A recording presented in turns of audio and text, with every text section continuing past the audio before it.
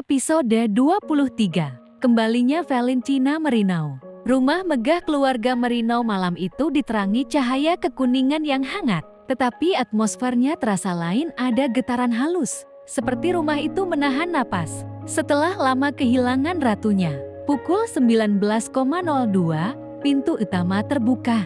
Seorang wanita elegan dengan gaun hitam mahal dan rambut hitam lurus yang selalu tampak rapi menjejakkan kaki ke lantai marmernya sendiri. Valentina Marinau pulang.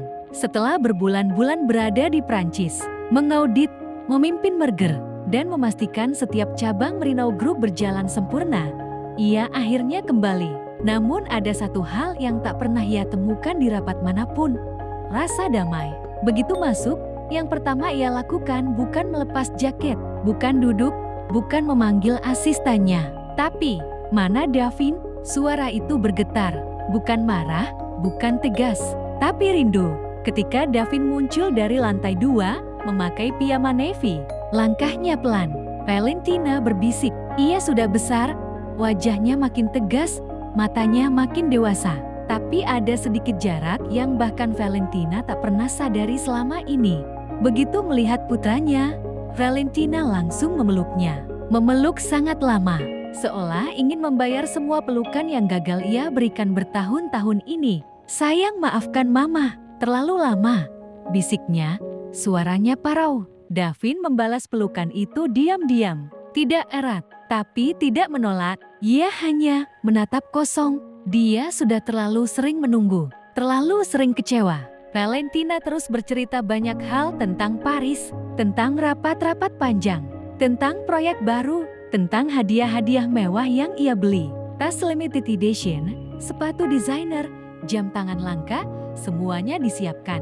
Davin tersenyum kecil, sopan, tapi hatinya tidak bergerak sama sekali. Ia sudah kenyang dengan semua itu. Yang ia inginkan hanya seorang mama yang hadir, mama yang meluangkan waktunya hanya sekedar untuk makan bersama, menanyakan bagaimana hari-harinya, memeluknya sesering mungkin.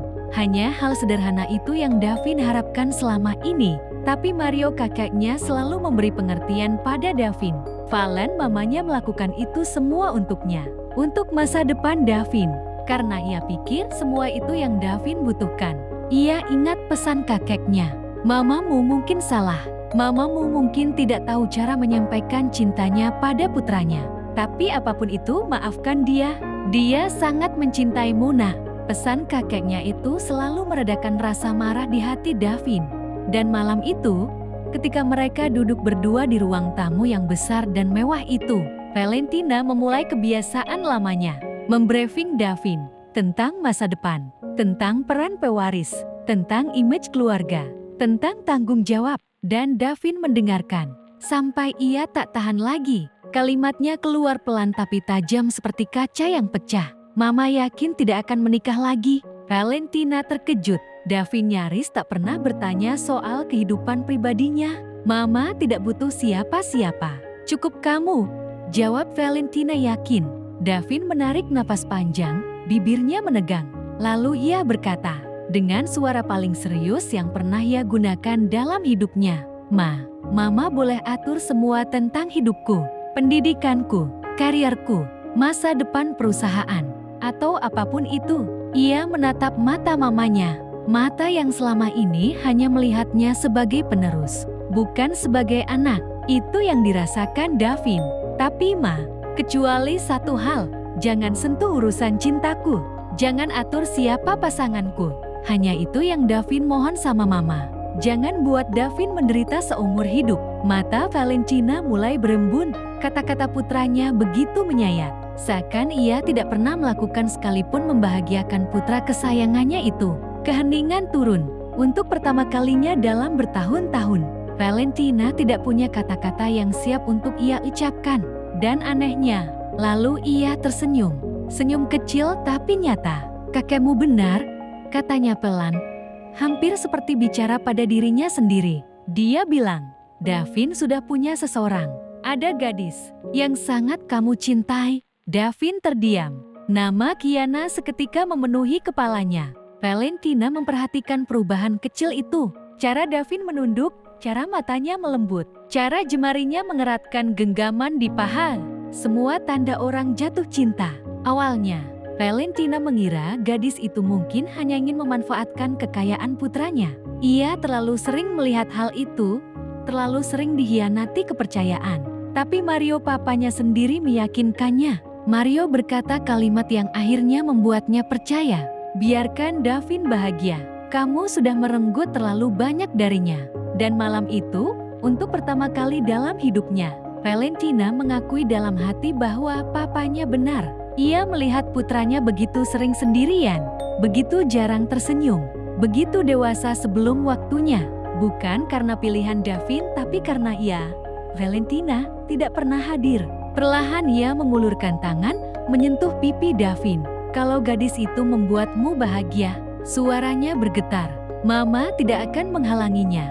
Ini hadiah dari Mama Davin. Mungkin kamu selalu berpikir Mama tidak mencintaimu seperti orang tua pada umumnya. Tapi apapun yang Mama lakukan, semua hanya untukmu putra Mama. Mama selalu mencintaimu nak. Kamu tidak tahu betapa berat pundak Mama. Sebagai pewaris Mario Group ini, Mama tidak boleh gagal. Mama tidak boleh jatuh. Mama harus memastikan masa depanmu cerah. Mama sendirian memikirkan semuanya. Mama juga kesepian. Air mata Valentina mengalir. Dan Mama akan menghormati pilihanmu. Hal yang tak pernah dilihat oleh Davin. Davin menatap mamanya lama. Untuk pertama kalinya ia melihat mamanya rapuh. Dan untuk pertama kalinya, malam itu, Davin melihat sisi mamanya yang belum pernah ia lihat sebelumnya. Rapuh, menyesal, manusiawi. Melihat air mata mamanya, Davin kembali merengkuhnya lebih erat. Davin tahu selama ini mamanya memikul beban yang teramat besar. Sebagai pewaris utama Mario Group, ia harus bisa menjaga dan membesarkan perusahaan turun-temurun itu. Lalu Davin menatap mamanya dan berkata, "Ma, mulai sekarang berhentilah khawatir. Semua akan baik-baik saja." Davin janji akan membuat Mama bangga. Davin janji akan menjaga dan membesarkan Mario Group. Hanya satu satu permintaan Davin. Tolong terima siapapun pasangan Davin nanti. Valentina membeku tidak menyangka putra yang sering ia abaikan akan berkata seperti itu. "Baiklah sayang, Mama akan menerimanya.